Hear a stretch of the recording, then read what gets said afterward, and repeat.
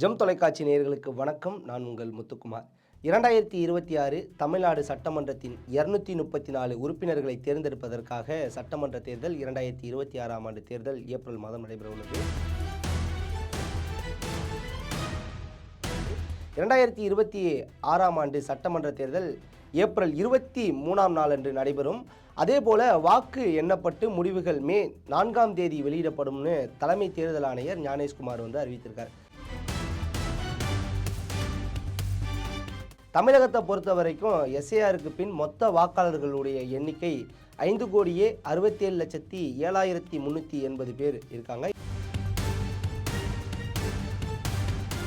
அதே போல பெண் வாக்காளர்கள் 2,89,60,838 பேர் உள்ளனர். அதே போல ஆண் வாக்காளர்கள் 2,77,38,925 பேரும், மூன்றாம் பாலினத்தவர் 7,617 பேரும் பிரிக்கப்பட்டிருக்காங்க. இந்த தேர்தலை பொறுத்தவரை திமுக தலைமையில் ஒரு கூட்டணியும், அதிமுக தலைமையில் ஒரு கூட்டணியும், நாம் தமிழர் கட்சி ஒரு புறமும், நடிகர் விஜயினுடைய தமிழக வெற்றிக்களம் ஒரு புறம் என 4 முனை போட்டி நிலவுது. 2026 சட்டமன்ற தேர்தலில் ஒவ்வொரு தொகுதியை பற்றியும், அந்த தொகுதி கடந்து வந்த தேர்தல் பற்றியும் இந்த காணொலியில் விரிவாக பார்க்க போகிறோம்.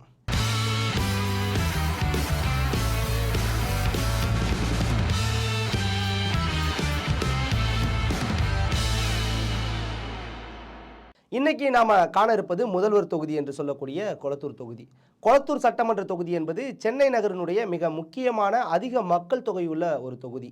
குறிப்பாக அரசியல் ரீதியாக செல்வாக்கு கொண்ட ஒரு நகர்ப்புற சட்டமன்ற தொகுதி தான் இந்த கொளத்தூர்.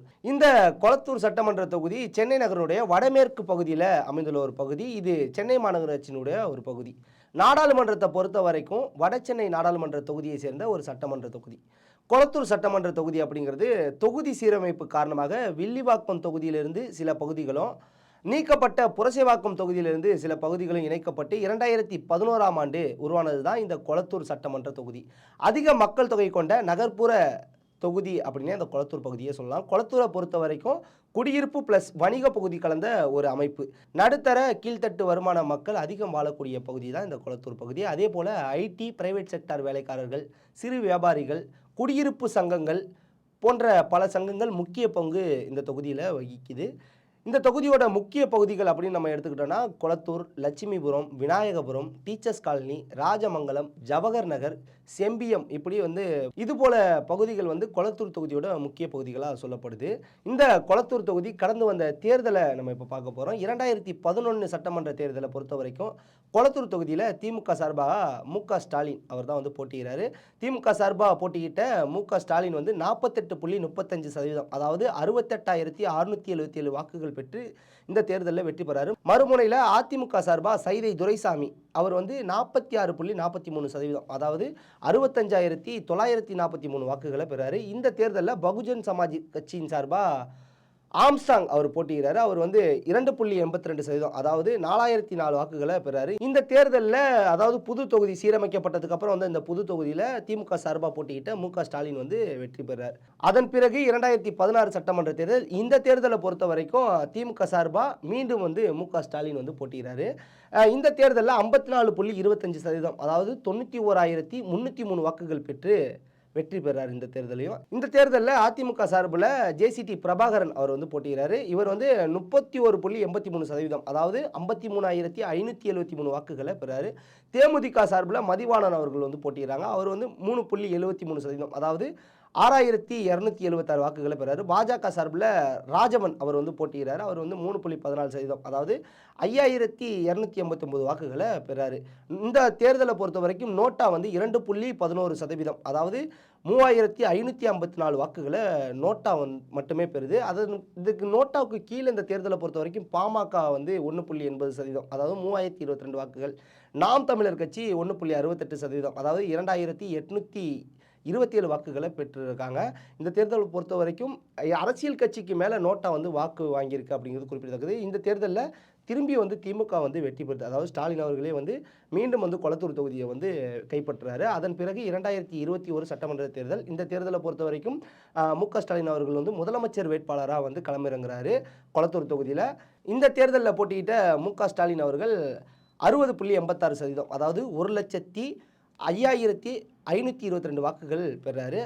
அனைத்து இந்திய அண்ணா திராவிட முன்னேற்ற கழகம் சார்பாக ஆதி ராஜாராம் வந்து 20.27% அதாவது 35,138 வாக்குகளை மட்டும் பெறாரு. அதே போல இந்த தேர்தலில் மக்கள் நீதி மையம் கமல்ஹாசனுடைய மக்கள் நீதி மையம் சார்பாக போட்டியிட்ட வேட்பாளர் வந்து 8.20% அதாவது 14,210 வாக்குகளை வந்து பெறாங்க. அதே போல நாம் தமிழர் கட்சி சார்பாக போட்டியிட்ட வேட்பாளர் 6.52% அதாவது 11,304 வாக்குகளை பெறாங்க. இந்த தேர்தலையும் நோட்டா வந்து 0.88% அதாவது 1,529 வாக்குகளை பெறுறாங்க. இந்த தேர்தலை பொறுத்த வரைக்கும் இந்த நோட்டாவுக்கு கீழே வந்து பார்த்தீங்கன்னா பாஜகவாக இருக்கட்டும், அமமுகவாக இருக்கட்டும், அவங்களாம் வந்து நோட்டாவுக்கு கீழே வாக்குகளை பெறுறாங்க. இந்த தேர்தலையும் 3வது முறையாக மு.க. ஸ்டாலின் வெற்றி பெறாரு. அதோடு மட்டும் இல்லாமல் தமிழ்நாட்டினுடைய முதலமைச்சராக வந்து இவர் வந்து தேர்ந்தெடுக்கப்படுறாரு.